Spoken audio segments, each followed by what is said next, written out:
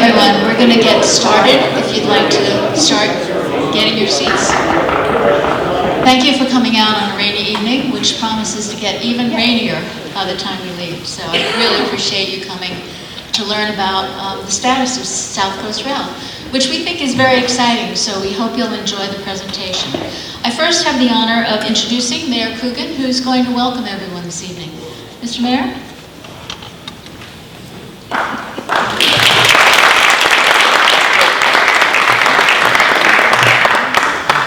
First of all, I want to thank everybody for coming out to this very important informational session related to commuter rail in Fall River.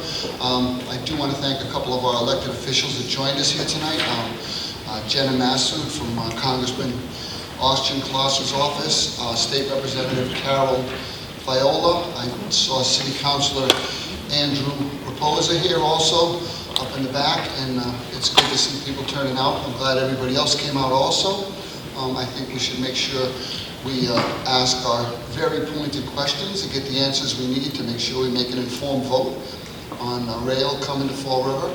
I'm again appreciative that people came out in this weather, and let's hear what these lovely people have to inform us about tonight. Thank you. Thank you very much. We're going to go for about an hour. We'll go through our presentation, and then we're going to welcome your questions. Because we're being recorded by local cable, we're going to have a microphone down here so that when you have a question to ask, we'll be holding the microphone.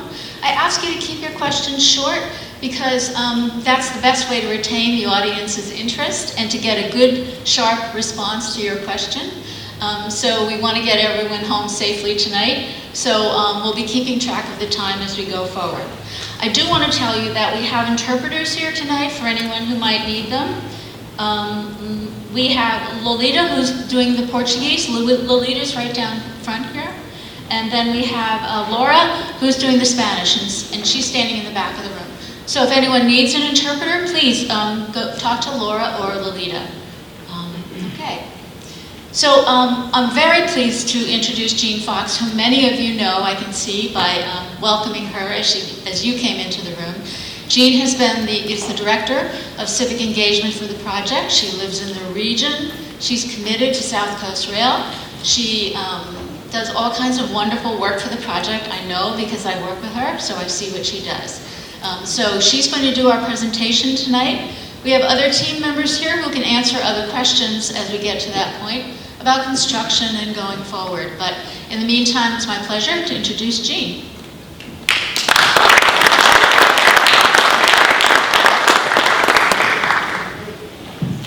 Well, thank you all.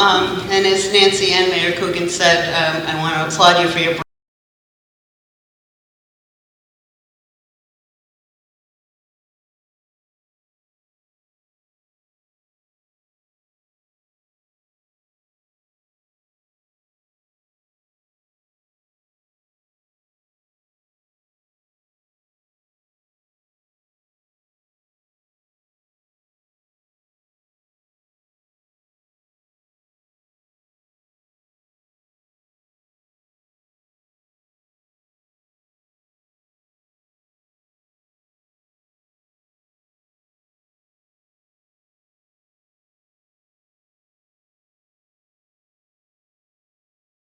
So we're going to give you a sort of a construction update. We're going to talk about noise mitigation, the benefits of the project, what we do for community outreach, and some other details. So this project continues to advance on time and on budget, and I think given the climate that we've had to live through these last several years, that's pretty remarkable as well. The pandemic slowed a lot of things down. It did not slow Southcoast Rail down, not one bit. Even though we had to have people in our crews travel in individual vehicles because they couldn't be in the same one, they got to the sites, they got the job done, so kudos to them. The contractor on this leg, the Fall River Secondary, Skanska D.W. White, did a super job. The Fall River line, you'll see here as of August, was 81% complete, and it's going to be finished very soon, at least the construction piece. The Middleburn to Bedford and the Signals contract, that's the larger one, that's slated for completion next summer. But you'll see that this project on this side started earlier than the other one and is therefore much farther along. So again, drive by Pierce and Duval and you'll see a real MBTA commuter rail station. Our midpoint of construction was just this past spring. So we have the map here and you can see what we have on the left in the red is what we're building. This is phase 1. It basically is extending the existing Middleborough service down to Taunton, Fall River, and New Bedford. We're using the Middleborough secondary line, that's that east-west connector, and then going down rail that currently serves freight and will continue to serve freight. On the right-hand map shows you the new stations. We're going to have 6 new stations in phase 1, as well as 2 layovers. Layover facilities are where the trains go at the end of the day and where they begin their work the following day. They are not maintenance facilities. They're merely parking places for the trains. So the phase 1 major contracts, we did the $159 million to Skanska DW White. And that, again, we've got 84% of the track done and then a lot of the other civil work done. The Middleborough, New Bedford, the Middleborough secondary New Bedford main line and systems, that's the larger one at $403.5 million. And that went to Southcoast Rail Constructors, and that's at around 30-ish% complete. Then we also have, and you will see here next spring, evidence of our off-site traffic mitigation. That is work at roadways, signals, crossings, in and around station areas to help people move around the station areas, and that was part of the environmental review section 61 findings. So the Fall River line is nearing completion. The structures really look fabulous. I was out there last Friday and very impressed. Even the bike shelter looks fantastic. It has electric vehicle parking. It has. It's going to be very nice. At Weaver's Cove, final works does include some grading, paving the employee parking lot. They're still wrapping up work on the crew building there. And that'll go potentially into the early spring. It's all very weather dependent what we get done there. And then there's going to be a punch list, as there always is. They're actually already working on some punch list items, so you'll see them out loaming and seeding, hopefully getting that done. But then after all of that's done and Skanska DW White bids us adieu, we still have all the communications and signal work that will be coming in and be visible in the city. It just won't have the same level of equipment and visibility, but it's a lot of work still. So we do accomplish an awful lot of our work directly from the right-of-way. So there's equipment that is designed to operate on the right-of-way, high rail equipment, and it does a really great job. But there are some times when access has to be via other access points, roads, and we've done that right here. Horizon Way was one. But we also have to, and had done, an awful lot of 24-hour outages. And what we do on those, they'll last 3 to 5 days on average. We have to literally take the track out of service, so freight can't operate.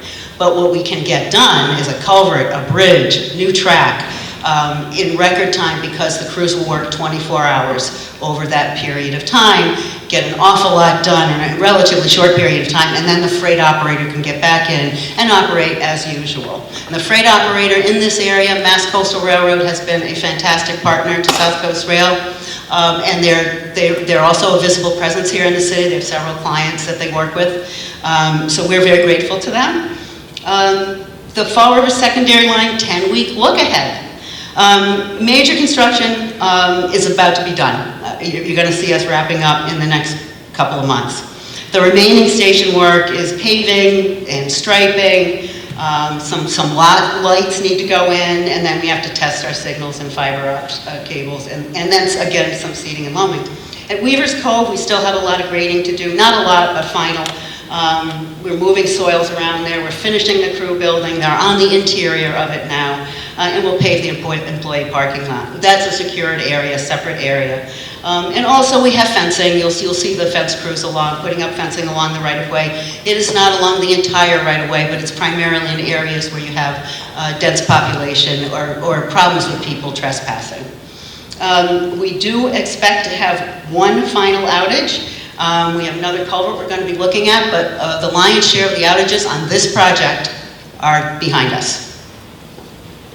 So the off-site traffic mitigation work is with Newport Construction. That was awarded last April. And that's improvements outside of the railway, as I said before. It's intersections, traffic lights, sidewalks, pedestrian crossings, and some signage. These basically help make connections work better. And we are right now wrapping up work in Middleborough. We're moving on down to Taunton, I think next week. But in the spring, you'll see us here in Fall River doing work, President Avenue primarily. We're going to go to the next slide. So, I was going to show you some pretty pictures. These are photos of the depot. This is September, so just a little over a month ago. We're very excited. We can see, you can see the equipment, you can see the platform, you can see the canopy structures, but you can't see the bike shelter in this one.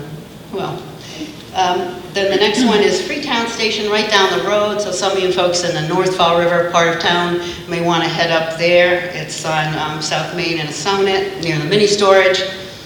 It's the same thing. It's a side platform with a canopy, a parking lot, signage. In fact, the only station that isn't a side platform is Taunton, and that's a center island platform, so that has to have ramps and elevators. These are pretty simple, multiple ramp access, stair access, and then the 800-foot-long platforms are fully accessible to everybody. You can get on or off any car, whether you have a stroller, a wheelchair, or anything else. Here's a picture of the crew building, and I will say it's farther along than that photo reflects. That was from July. Again, they're on the interior now. And then you can see they're doing the prep for the pavement work at Weaver's Cove. So that's a large parcel there, and it has the 4 sets of tracks you need, or excuse me, 6 sets of tracks that you need at the layover facility and the crew building. So next we'll move on. Construction, you've already lived through the best part of it. Our typical work hours have been 7 a.m. to 7 p.m. We did have the outages. They go over a 24-hour period. They last typically 3 to 5 days. We did have the occasional one that went a little bit longer, and we've had some that have actually wrapped up faster than that. We had quite the summer with dust, so we do have a very elaborate dust monitoring program in place, and that data is retained and stored and monitored extremely closely. The same is true with our pest and rodent management. The stations in layover are going to look very much done. They do now, but again, there's still an awful lot of work to do. It's just not as visible. We do have a noise mitigation program, and a lot of folks in Fall River have been notified. The noise mitigation program was developed using FTA guidance that is implemented nationally, and it uses a series of metrics that determine who has a severe impact. The mitigation program applies to residential dwellings only.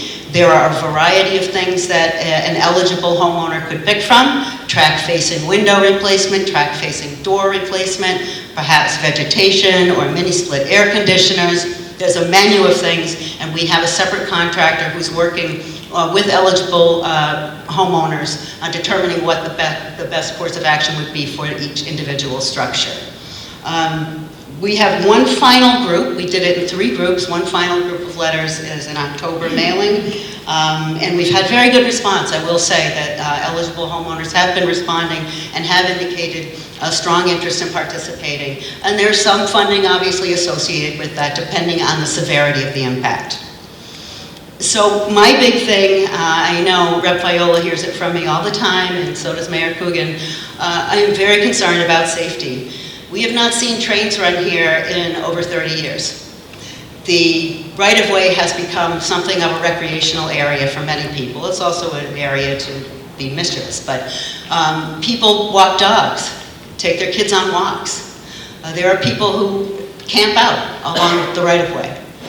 The 10-mile-an-hour clickety-clack train that sporadically traverses the area is going to be replaced by fast-moving commuter rail trains. You will not know what direction those trains are coming from. You can't tell. And they're on you before you know it. And it takes 18 football fields for them to stop if they see something. My goal is to educate every kid in every school building in our region. The tracks are not a place to recreate. They are state property, but even beyond that, they're not a place to play. They're not a great shortcut to get to Joey's house. They can be very dangerous. And if everyone here could help me with that messaging, I would appreciate it. One final message on safety is we also haven't seen grade crossings, or worried about grade crossings, gated crossings with lights and things. We can't play dodgem with those gates. When those gates come down, and you don't have any grade crossings in the city here, but you certainly do in Freetown and elsewhere across the region, those gates come down, they mean stop. They don't mean try to get around them. So seriously, we are so excited about what this means for the city, for our region. We deserve this connection. But we also recognize that there are inherent dangers associated with anything like this. You put in a new roadway, you've got dangers. You increase speed limits, you have dangers. Well, here we're doing something that is very important for our economic development future, but it has dangers, and we need to make sure people understand they need to stay off the right-of-way. And I have worked very closely with the city on that, with homeless populations, and I will continue to do that. Finally, what are the benefits for Fall River? Well, it's been over 60 years since we saw commuter rail here. Oliver Wendell Holmes used to ride the train from New Bedford to Boston and come back in summer on the beaches. But we haven't seen trains in 60 years. And it was a vital connection. What happened? What happened? Well, the interstate highway system happened. And every car in a driveway happened. And it was easier and more flexible to go in your car. Well, Route 24 and the Southeast Expressway opened the same year, and both were over capacity inside of a decade. We see them all backed up. The minute you take some cars off by adding a lane, there's backfill.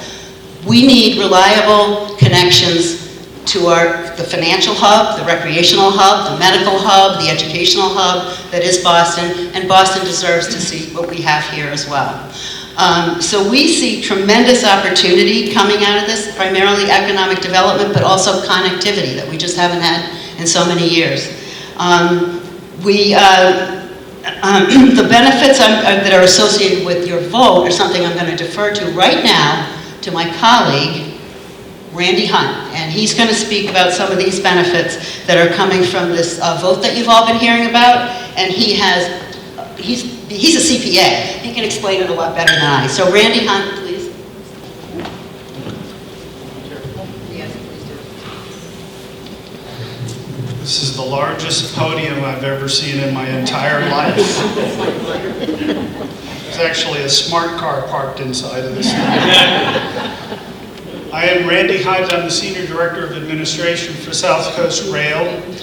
And I wanted to talk about the assessment because there are many, many questions about the assessment that we've been receiving. So I'm sure that in the Q&A there may be some more, but I wanted to cover a few things so that everybody understands how that works.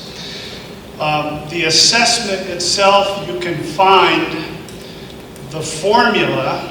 If you go to, the easiest place I can find it is malegislature.gov, G-O-V. So MA is in Massachusetts, legislature.gov. Look for bills and laws, and if you go to the chapter, you put in 161A, which is the organization of MBTA and the law under Mass General Law. And you can find what we're talking about tonight in sections 1, 6, and 9. 1 are the definitions. 1 has all the definitions, including every town that's currently in the MBTA service area, with the exception of Bourne, which added itself back in 2015. So there are a total of 175 communities that are in the MBTA service area. Section 6 specifically deals with how a town or city joins the MBTA service area, and it spells out what the question on the ballot question has to say. And then it's only 1 page long. I don't want to make you afraid of this stuff. All of this stuff is very short. Here's the whole thing from all 3 of those that I have printed out today in very large type. So here's how this formula works. The formula is defined in section 9. All right, and the best way I can explain it is, let's simple it down to, let's pretend like there are just 2 communities in the MBTA service area. Okay, so we'll just imagine that. I live in one of those. Everybody here lives in the other one. Both of the towns have a most recent population census of 10,000 people. All right? So essentially, the first part of the formula is we're going to divvy up the assessment that the MBTA imposes on all of the towns, all of the communities in the MBTA service area by population. So, I didn't even want to put, you can take the slide to something else if you want to, so you don't distract from this. I was going to do some slides, but I think we can follow each other here. So there's two towns, 10,000 population each.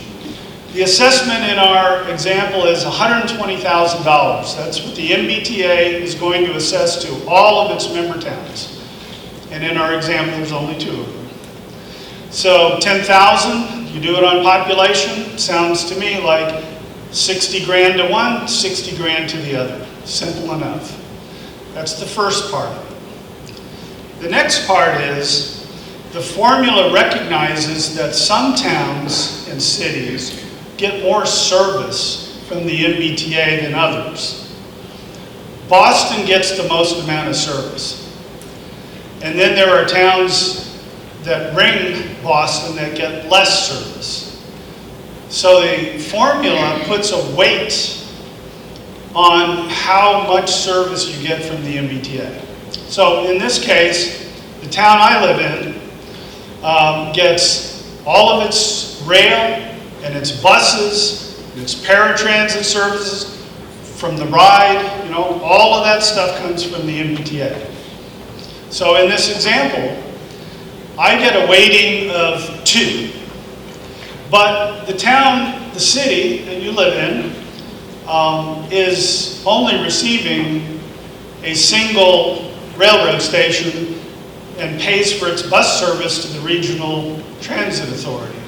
So you're in a different situation. So your town gets a weighting of 1. Now, we multiply the census by those weightings. 10,000, 10,000. In my town, we multiply it by 2. So now we use that 20,000 number compared to your town, which is multiplied by 1, so 10,000. Follow me here. So that means I'm going to have to pay 2/3, or I'm going to be assessed 2/3 of that fee. Because I have weighted 20,000, the other town 10,000. So that means I'm going to have to pay 80,000 of the 120,000. And then your town pays only 40. Except that, also in section 9 it says, all of the money that you pay for regular ridership services from your regional transit authority, you can credit off of your bill. And you can credit 50% of any of the ride-like services, paratransit services that you pay for off of your bill. So let's say in this example, I don't do that. I get all of my service from MBTA. So I'm going to pay 80,000. Done. In the other town where you're going to pay 40, you get to offset those costs that the expenses you pay to your RTA, in this case, CERTA. Let's say that cost is $100,000 that you pay a year. All right, and 10,000 of that is for paratransit. This is wheelchair services, that type of thing.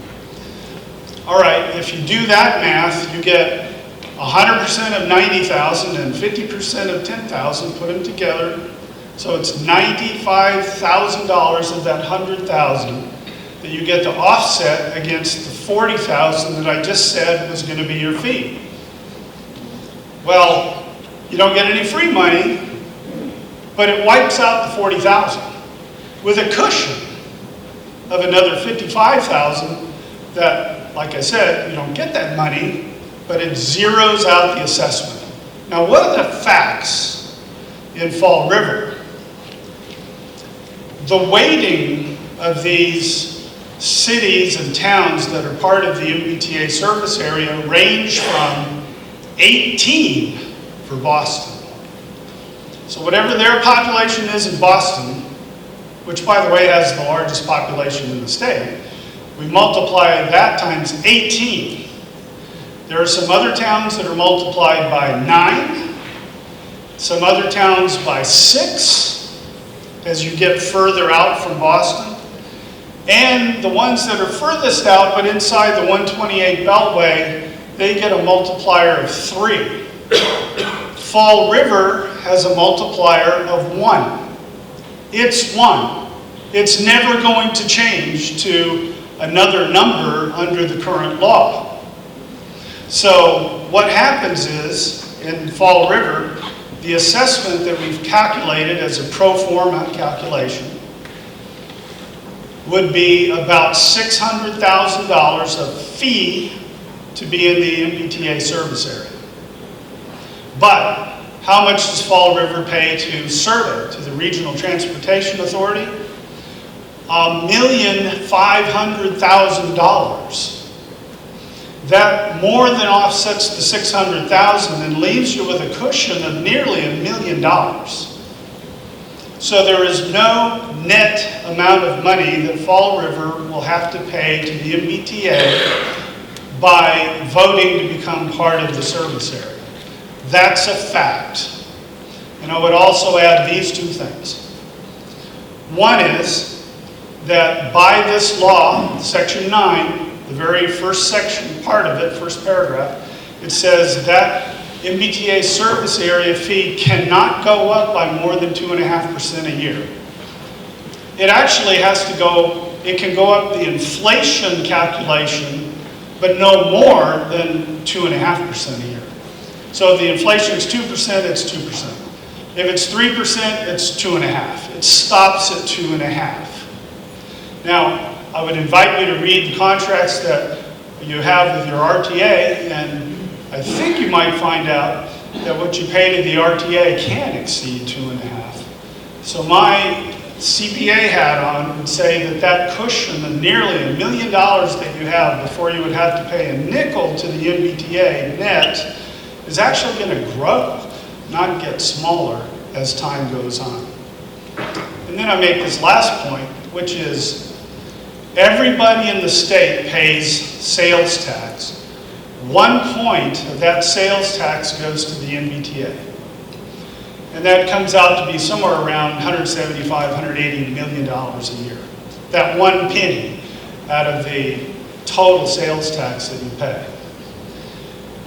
We've been paying that here in Fall River for years, for decades, but not getting any service at all from the MBTA. So now, by joining the MBTA service area and not paying anything for that benefit, now that 1 penny on your sales tax that you're paying will actually go to work for you.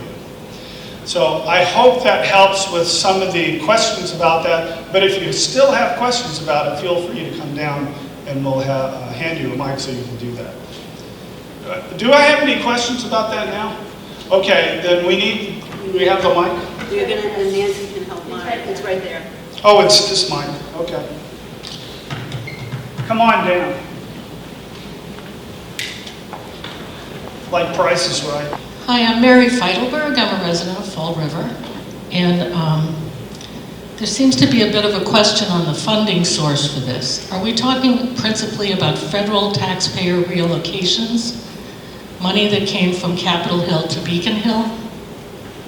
For this project construction, the state funded 100% of phase 1 of this project. With what funds? With state funds? State funds, yeah, it was a Okay. bond issue that is out there that we use. There's a bond issue that we are going to help repay That, well, as taxpayers of the state. that is correct. The MBTA has to pay its interest and principal on the bonds that are purchased. The people that buy those bonds get interest on that money.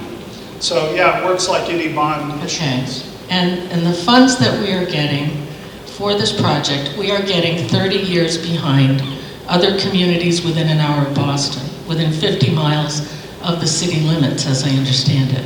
We, Taunton, and New Bedford are the three largest municipalities cities that have outside of waited 50 3 miles. decades. That's right. Yeah, that's true. And we haven't gotten any particular interest or break for having been kept in the hinterlands all that time. We're getting the same handshake people got 30 years ago. We're getting the same terms.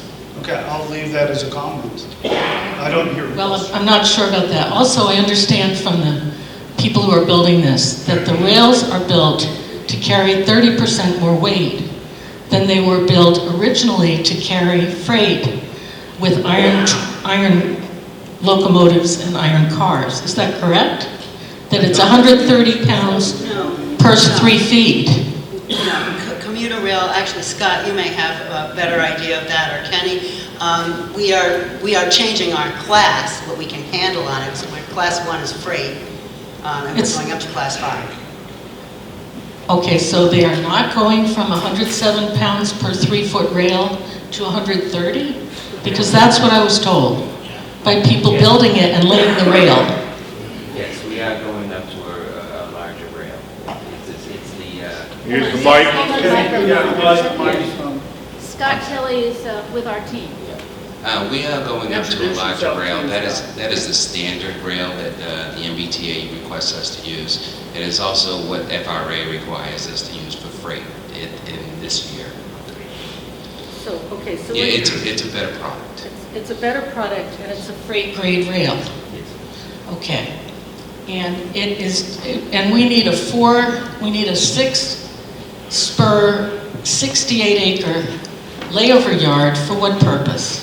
That is miles from the terminus, which is itself, what, a half mile from Battleship Cove, the center of our waterfront, tourism business. You can direct that question back. We did a thorough analysis to determine where the best spot for the layover facility was. And I also want to open up the floor to other questions, but I will tell you this, that of the 5 areas we looked at, this was the one that was best. The ideal is to have it as close to the end of the line as you can. This was the best we could do. It was land that we knew would be well suited for it. It was a temporary station. It's a depot. It was temporary with retrofitted ties and lines until I believe it was presented to the Government Accountability Office, which is the bipartisan congressional office. I'm aware of it. And then all of a sudden we had 24/7 construction to tear up the old ties and rails and replace them. Well, if they were torn up, they needed replacement, I will tell you that. Because we've been working on that for 15 years, slowly chipping away at it so that we could support the freight operation that was working down here. But as of last summer, the original plan that was in your own materials was that you would retrofit every piece of train line south of Weaver's Cove. No, From Weaver's Cove up, they got new lines and rails. Weaver's Cove up has all new, everything that's on this contract that we've been talking about tonight is all new rail. Yes, but until the summer, it was going to be retrofitted below Weaver's Cove. No, I don't believe so. Yes, it's in your own materials. Well, you have to point that out And to me. I live right on the track, and we were notified by the MBTA that there would be all this noise and everything because there were these last-minute changes and they were going to tear it No, up. I don't believe that's accurate. It's in your own materials. Well, then share those materials with me, because we've just spent the last of the summer putting down new rail. I know, but the plan until then was that it was going to be retrofitted here. Yeah, we need to move. Yeah, we do need- So I thank you for your time, Thank and you. I'm sure that the LNG people from Enbridge, Canada, and Energy Transfer Partners of Dallas will be very happy to have a facility that can carry liquefied natural gas tankers. Thank you. Okay, yes, anyone who'd like to make a comment or ask a question, this gentleman is coming in from the back, and then we'll go to you, okay? And, thank you. Thank you. Would like to tell us who you are? Yeah, my name is Robert Tamara. I'm a Fall River resident. And first of all, I'd like to thank you for your presentation. And I have a few questions because I've been trying to get numbers for a long time. This is about numbers. You know, there are no free lunches. Everybody knows that. We can agree that there are no free lunches, correct? Okay, now, the issue, you were talking about the credit in 161A and used as an offset. But we have the MBTA forever, and there are going to be always increases. I'm looking at other communities, the MBTA, and reading the Boston Herald, and seeing these articles about the debt that the MBTA is in. looking at the perspectives of how they have to raise revenue, it's not going to offset, the CERT is not going to offset this forever. I mean, can you truthfully say that it's going to basically be a wash forever? Well, we're talking about apples and oranges here. And I watched your TV show too, so nicely done. I appreciate it. Well, thank you. We used to do that. I did that. I did many shows called "The Little Knowledge is a Dangerous Thing." I thought it was aptly titled. So Was that your title? that was my title for my own show. I'm not casting aspersions on you. I just wanted to make sure it wasn't an aspersion, that's all. No, no, no. And you're welcome to use the title if you like, but I like the title. Look, we're talking about two different things. The MBTA, as everybody knows, is working through financial hardships, okay? The assessment is in law. It's the law. Now, I heard on one of your TV shows that you said that, well, they could change the law. But that's not actually an argument, that's a deflection. Because yes, we can change the law about anything at all, okay? Well, So the law is the law, and it's been followed since 2000. So for 22 years, we've been following this. Actually, the formula went into effect in 2006. But we've been following this law, and it's very well spelled out as I explained it. And so Fall River will have a cushion well more than the amount of the service fee that it will be charged. Forever? Forever, if we don't change the law, and if you want to say we can change the law, then we can do that. But yes, in fact, what I pointed out earlier was the RTA actually can raise its prices by more than 2.5%. We cannot. So all that would do is expand the cushion over the years. I have another question? Well, I'm just going to go back to you can't change the law. I didn't say you can't change the law. Well, they already have. The MBTA, according to the definition in 161A, Section 2, is fundamentally an entity unto itself. It's a body politic. And they can do anything they want. Now, on August 10th, they changed the zoning laws, did they not? And there's actually a lawsuit in Rockport right now about them changing the laws for zoning. Okay, here's what we'll do. If you have sounds like maybe a legal question, and we have our attorney here to address those things. Well, no, I'm just saying there's a lawsuit and they all did I'm change saying the law. is ask another question that maybe we can answer, and then we can have our attorney answer the questions about the authority. No, he doesn't need to answer it. The fact is there is a lawsuit about the constitutionality of the law change. So that's not for debate. I'm not an attorney. But they did change a law which affects communities, and there's a lawsuit pending. Whether they win or not is not the issue. I think that's that wasn't relevant actually to what the- we're doing here, though. I'm sorry to say that, but it's true. Well, as I said, just to wrap up, I'm not saying pro or con here. I'm not advocating for either side. I understand. I'm looking at the long-term effects on the people of Fall River, because Fall River, this is a forever deal. And the reality is that the people of Fall River, these are a couple of stats that I pulled. And this is from the U.S. Census Bureau. The median household income in Fall River is $46,007. The per capita income state average is $45,000. It's less than $500 less than the household income. Our median income per capita income is $26,000. Our poverty level is almost double the state average. This community is looking at a debt override, another $6 million for another high school in this. So obviously, as a concerned citizen, I'm worried about the kind of financial impact that this would have on us. And I appreciate the fact that you've tried to clear it up. But as far as the law being changed, laws get changed all the time. Thank you very much. I'd just like to point out quickly, though, that also with trains comes economic development opportunity. And we're also doing the Route 79 project, which opens up, I don't remember how many parcels, but a number of parcels that will have that water view. It's going to be fantastic. So now people are really going to start kicking the tires. And I think that when you get that investment, the economic development investment, it takes a lot of the pressure off the homeowners and the taxpayers. I do appreciate that perspective, and I agree to a point. But the reality is the people of Fall River can't afford their present rents. And driving up the rent can be looked upon as, from the majority of people in the city, it's actually negative impact rather than positive. So thank you very much. Thank you. And I'm sorry, I neglected to ask if there were any elected officials who wanted to make a statement or ask a question, because we usually do that first. Thanks, Southcoast Rail. Representative? Thank you. I know most of you here, and I really appreciate that you took the time to come out and hear the update that we've been getting quarterly and weekly from Southcoast Rail. This is a transformational project that we have been talking about and working on and working toward for, Rep. Sylvia, 35 years. And I truly appreciate the concerns and issues and questions people have, because unless you've been following this day to day like we have, you know, and our roles as elected officials, you know, and then you start hearing assessment and things like that, that can be scary, and that warrants questions and to ask those questions. I'm so confident. I just want to thank Randy and Jean. Jean, you've been with this from day one. Randy, I've had the opportunity, myself and Rep. Sylvia and Rep. Schmidt, to work with Randy in the legislature. He is a CPA. He would be the one to guide us each year, send us those emails.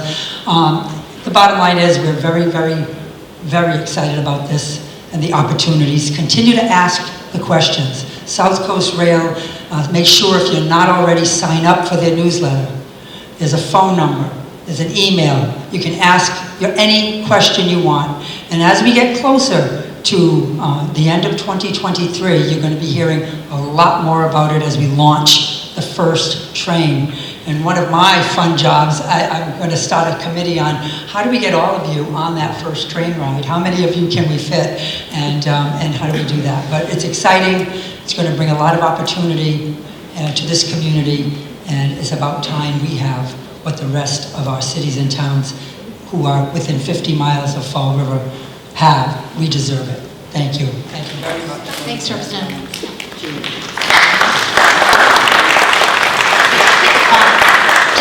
Representative? Just quickly, I want to thank Jean, Randy, pleasure to see you again, and just echo the words that my colleague has mentioned. I'm glad to see so many people here, because this obviously started, it's only several weeks ago, we started hearing these concerns more and more about an assessment. This is where the answers are. I'm so happy that they're here, because we want to hear all that we possibly can about what's happening to the future of our city. So thank you all very much. And so, yes. Thank you. A gentleman here wants to ask a question.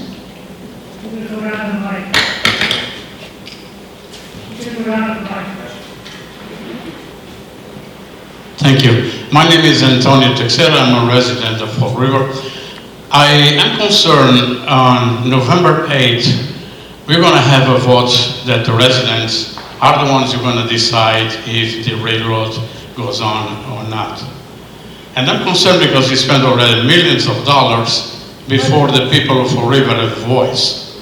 And I think that's totally wrong. What happens if the people of Fall River vote no? Good question. Thank you. That is also in the Chapter 161A, Section 6, last sentence, and I'll read it to you so I get it right.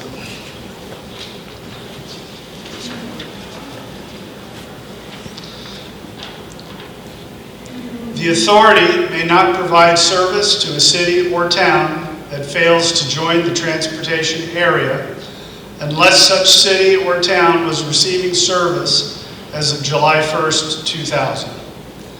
So it's a simple answer, and it's very black and white. There will not be service if Fall River isn't a part of the MBTA service area.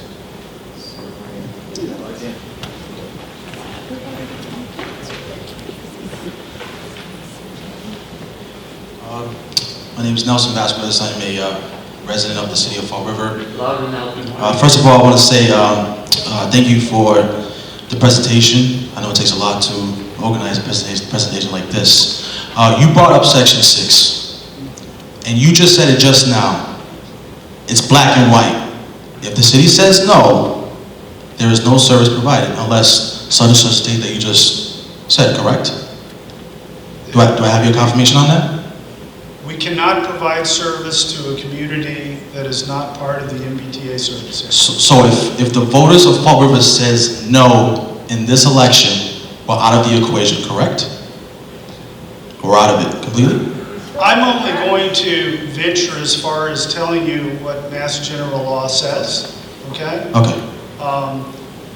If it were the case that it did not pass, then it would be the city itself that would have to decide what next steps are. Well, the reason why I bring that up is because on 2 separate occasions I've heard that if the city says no, then there may be a potential attempt by the state delegation to initiate some process to undo the vote of the people if they say no. And I'm here to say, if the voters of Fall River say no, and if there's an attempt by our state delegation to override that vote, the no side of the campaign that I'm part of, because I know there's a yes side, I'm part of the no side, we will initiate Article 5 of the Declaration of Rights of our Constitution. And with that said, and with our state delegation present, we will hold you accountable if the city of Fall River says no. Because the vote needs to be respected, period. That's right. And that is what our Constitution says for the state of Massachusetts. That Article 4 and 5 are so sacred. And if the people say no, it's no. And if you do not agree with that, we will hold you accountable. But once again, I want to say thank you for that presentation. And as they say, let's see how it goes. Do we have a different opinion? Because I don't want to just do all the same. All right, this gentleman and then that gentleman. Thank you. Colin Dyer is also a resident of Fall River. And again, thank you for the presentation. It was very informative. I do have one question, basically regarding how we're taking a vote now when this project has been worked on for years. When was anyone on the stage informed, or when did anyone on the stage find out a vote had to be taken by Fall River, New Bedford?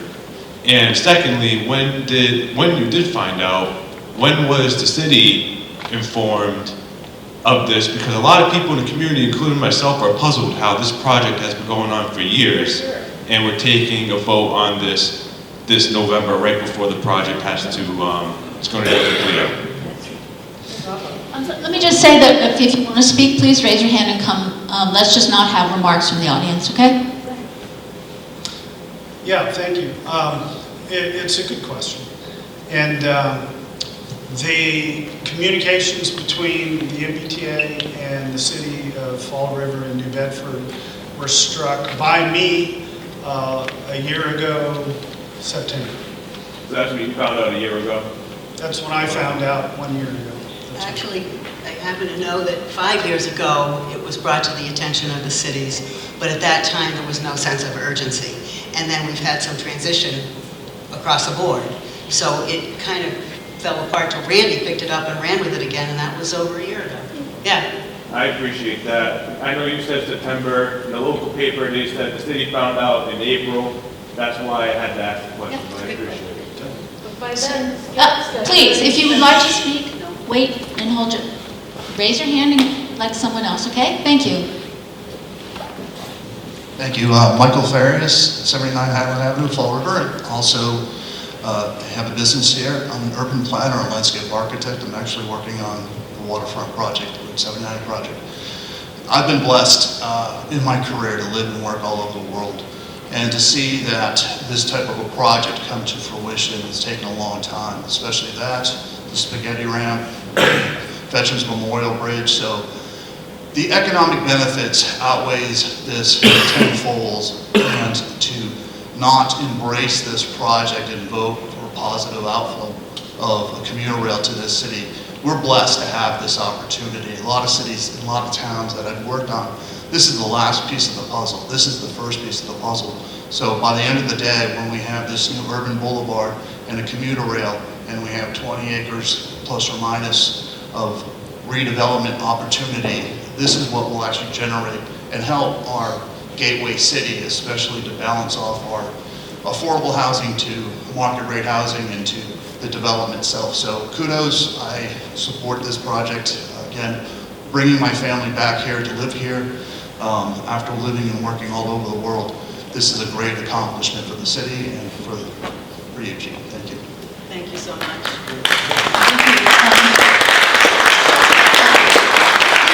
This gentleman, and then you, sir. We'll make these the last two questions, but we will hang around afterwards so that we can talk. I would like to finish my question when the other is we can do that between ourselves. No, we can't. Ma'am, I ask you please to wait. I'd be happy to wait, but I'd like to say it in front of the group. Okay, go ahead. Okay, my name is Brian Kirk, and I have some questions that haven't been addressed yet. I've been following this for years. Gene has seen me at all the meetings for a number of years. Last time I saw the time to travel from Fall River to South Station was 1 hour, 45 minutes. Someone just told me it's now 1 hour and 30. It's pertinent because the people that are going to use it as a commuter, 15 minutes can make a difference between staying in their car and getting in the train. Right, we've always said it's a 90-minute ride. I don't know maybe when we were initially talking about different configurations, we might have said it could take up to 1 hour 45. But for this, what we put through the MEPA review is a 90-minute ride from both Fall River and New Bedford. Then do you have the breakout, like, I know it's an hour from Middleborough into Boston. Approximately. Yeah. Approximately. What is it from Fall River to Middleborough? Well, that's probably going to be the other 30 minutes. Well, I just because there's only two like, stations. So when you come out of the depot station here in Fall River, you're only stopping in Freetown before you go, oh, and I'm sorry, then you have to bang the right. Yeah, that's right in Taunton. And are you planning on making an express between Middleborough and South Station? Have you been talking to Scott Lang? Because there are several people that have asked for that, and it's a great question, and it's not on Southcoast Rail to figure that out. Railroad operations, I think we had this chat earlier, railroad operations figures out all our schedules, who gets to park where, when, and what time the trains leave and when they don't. And if we were to come up with an express, which I believe is awesome, so former New Bedford Mayor Lang used to say, well, just get one train that stops at the university cities, Bridgewater, JFK, UMass, and I thought that made perfect sense, but railroad operations didn't have a way to make that work at the time. Okay. And since I'm going to be taking it from time to time on trips, are we going to be in Zone 9 or Zone 10? As far as I don't even know that yet, and we will not know that until we're ready to rock and roll. Okay, I got a few more, but I'll let someone else get up here. Well, thank you. It's good to see you again. This gentleman right here. Oh, of course. Thank you. Yes, I'm sorry. Thank you. Joe Carvalho from Fall River. So I'm a lot more familiar with the Weaver's Cove site than I ever wanted to be.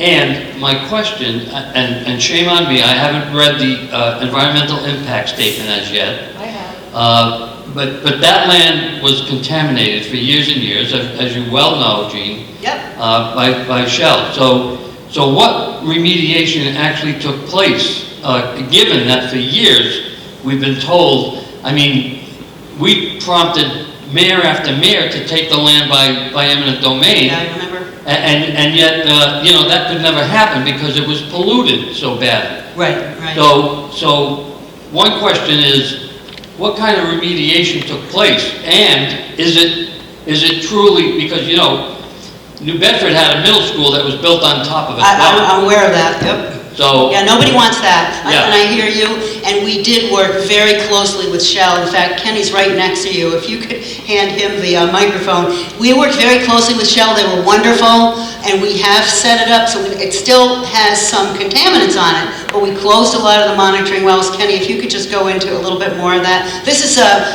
Kenny from VHP. Kenny Caputo, who's been also with us for many, many years, and he's helped us navigate some of these more difficult waters, among them Shell and Weaver's Cove. Thank you, Gene. And the matter of contamination is a complicated one, very scientific one as well. And I'm not going to try to fool anybody here. I'm not a super scientist in remediation. However, I will say that Shell had what they call an extraction system in place on that land at the southern end of the facility, very close to where the crew building. It's about 1978. Yep. Yes. And on the purchase, the full investigation was done. The monitoring wells have been left in place. And it is Shell's responsibility to continue to monitor and make sure that there are no residual leftovers that could possibly impact the community in any way. As you know, we're in the upgradient side of the contamination. We're not doing anything, and it's not our land on the other side of the tracks, on the river side of the tracks, where there could be more problems, and there's more investigations and more remediation going on. But the MBTA, we're working with Shell on the purchase of the property, did satisfy themselves that the site had been remediated, and the use, this is a key thing here, the use was an allowed use over that cap. So basically, our yard now acts as a cap on that site with a use that is allowed by the DEP. I hope that helped. Yeah, thank you, Kenny. It does to a point, and thank you for that. However, given that the remediation of the plume and the contamination Was never done. began, as I said, right around 1975, Yeah. 78, so with all deliberate speed, really. No one was holding Shell's oil fields to the bone or whatever. So how satisfied should we be that Shell, and I know that Shell is still, they'll always be responsible as long as there's any contamination there, that Shell it's on Shell's dime. And God knows what my opinion is of fossil fuel companies, for God's sakes. So I think we need to be extremely vigilant that Shell is continuing to do what they're supposed to be doing and speed the damn process up. Absolutely, and actually, because we were in there and we were working so closely with them, they actually made a lot more progress than they had been making. Please, It's just, excuse me, Ma'am, please. that's not, we're not doing that. EPA just billed them 47 grand. We're not doing it. So anyway, to your point, we're working very closely with Shell. We're going to continue to work with Shell. We actually closed some of the monitoring wells that we didn't need so that we could consolidate that, and we're watching it very closely. We'll continue to do so.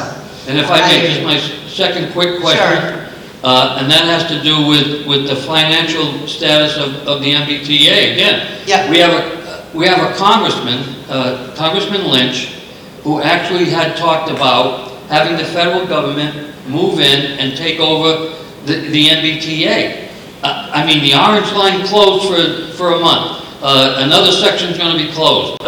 All kinds of issues that have to do with once again, that this community that I was born and raised in, 76 years ago now, really can't bear any burden, additional financial burden for people here. No, you're absolutely right about that. And I will say, all of us know, all of us that have been involved in this know, most of those issues are with the subway lines, for which zero was invested for maintenance over so many years. We have brand new everything here.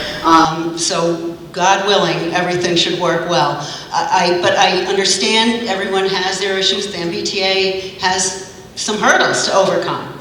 But we've also ordered new coaches via the MBTA, bi-level coaches. We're getting totally refurbished locomotives. That's all on our dime, Southcoast Rail's dime, but it is on the MBTA to keep us going, and we'll have to be looking. You don't need that in Fall River to pick them up. You're already paying. I very much appreciate your comment about the water views. Yes. Because as you said that, all I could think about was a 14-story building going to go up on Weaver Street, blocking a lot of folks' view of the river. Right, well, that's and a runoff to the river. Anyway, it's good to see you again, too. It's been a while. Thank you. All right, we're going to take one more. This gentleman over here.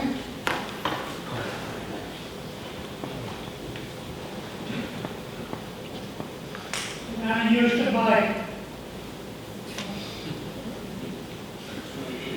Hi, my name is Steve Kobielker. I am relatively new to Fall River. Moved here about 10 years ago, in large part because I was confident this program was coming. I lived and grew up in Boston, and I worked in Boston. And over the years of working in Boston, my co-workers became people from Fitchburg, people from Worcester, people from Lawrence, all coming into Boston on commuter rail. And when you talk to those people, this is what you hear, okay? New housing went up. Businesses came. And the quality of life boomed, okay? And they would not, it's like a prison, I hate to say this. Nobody wants a prison coming to their community. Nobody wants it to go.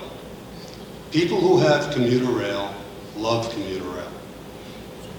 And I think that this is going to be a great project. A question I have is, has any town that has a commuter rail been expanded to declined to accept it the way we're considering doing it? They were all already in place when the law was enacted, with the exception, as Randy mentioned, of Bourne, that decided to become part of the service area. So back in 2000, the 175 communities already had, they were either commuter rail towns or adjacent towns, which we were not here. And one other thing about housing, there is, I understand, I'm not clear on this, but I understand that there is special zoning that is required.